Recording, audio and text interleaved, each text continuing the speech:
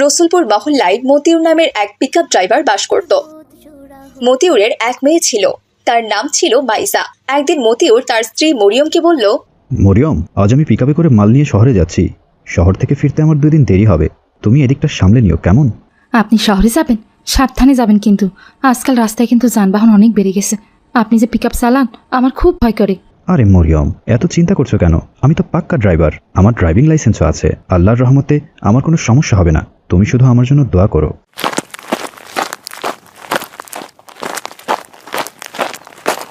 আসসালামু আলাইকুম বাবা। ওয়ালাইকুম আসসালাম। মা মাইশা, তুমি স্কুলে যাচ্ছ?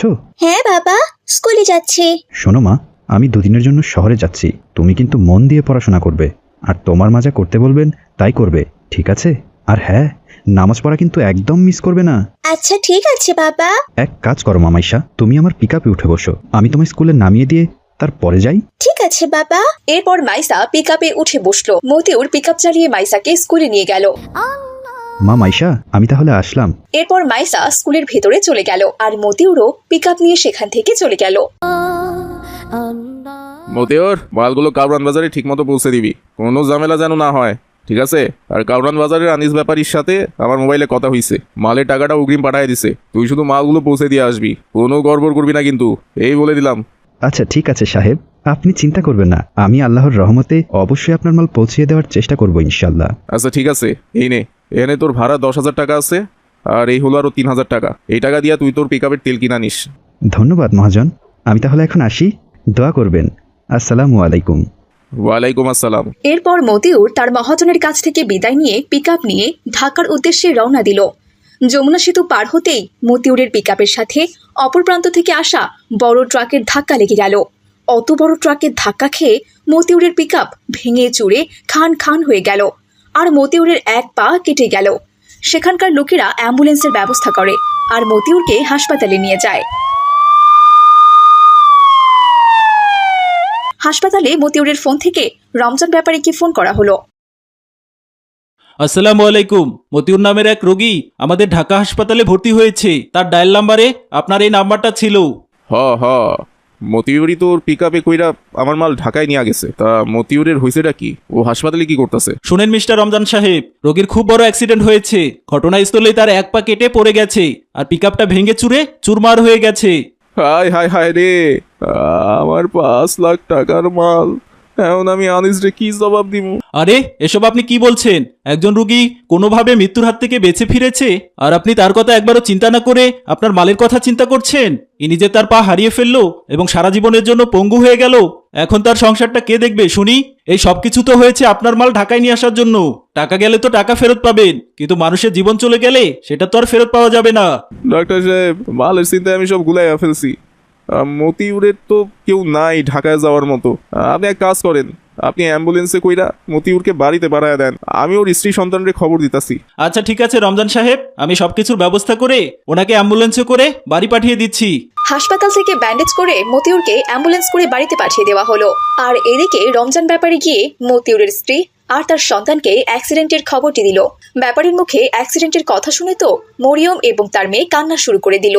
এ আপনি কি বলছেন কি চাচা যান? আমার বাবা অ্যাক্সিডেন্ট করেছে।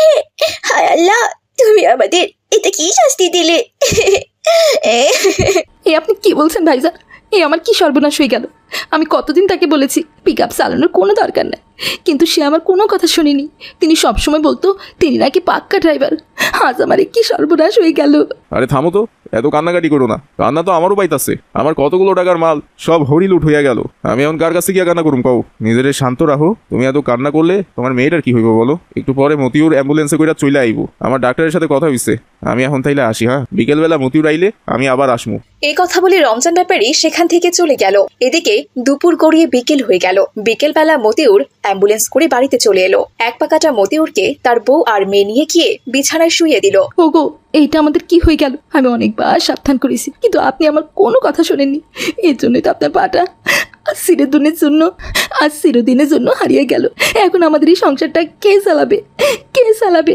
মরিয়ম, চিন্তা করো না, আল্লাহ তাআলা তো আছেন, উনি নিশ্চয়ই কোনো না কোনো ব্যবস্থা করবেন। আল্লাহর উপর ভরসা রাখো। এভাবেই বেশ কয়েক মাস কেটে গেল। মতিউর সুস্থ হয়ে গেলেও সে তার পায়ের জন্য আর কোনো কাজ করতে পারত না। সে সবসময় ঘরের মধ্যে শুয়ে থাকতো। এদিকে মতিউরের বউ অন্যের বাড়িতে কাজ করত। অন্যের বাড়িতে কাজ করে যা টাকা পেত সেই টাকা দিয়ে অনেক কষ্টে মতিউরের বউ তার সংসার চালাতো। আপনি বাসায় থাকেন, আমি কাজে গেলাম। মাইশার মা, আমার জন্য তোমার খুব কষ্ট হচ্ছে তাই না? এক হাতে তুমি সংসারটা সামাল দিচ্ছ আর মানুষের বাসায় বাসায় কাজ করছো। তোমার এত কষ্ট দেখে আমার খুব খারাপ লাগে। আমি যদি তোমার কাছে সাহায্য করতে পারতাম তাহলে কতই না ভালো হতো। এইসব কথা বলবেন না তো। আল্লাহ তাআলা বিপদ দিয়েছেন, আল্লাহ তাআলাই সমাধান করবেন। কাউকে সাহায্য করতে হবে না, আপনি শুধু বাড়িটা পাহারা দিলেই হবে। আমি তাহলে এখন কাজে চলে গেলাম। এভাবেই বেশ কয়েক বছর কেটে গেল। মতিউরের মেয়ে মাইসা এখন বেশ বড় হয়েছে। মতিউরের বউ মরিয়ম চিন্তা করছে যে এবার তার মেয়েকে বিয়ে দেওয়া উচিত। মাইশার বাবা, আমাদের মেয়েটা তো বড় হয়ে গেছে, ওর এবার বিয়ের ব্যবস্থা করাটা দরকার। ওদিন ঘটক বলেছিল তার হাতে নাকি ভালো একটা ছেলে আছে। আমি চাই সেই ছেলের সাথে আমাদের মেয়ের মাইশার বিয়ে দিতে। হ্যাঁ মরিয়ম, মেয়ে তো বড় হয়েছে, বিয়ে তো দিতেই হবে। আর কত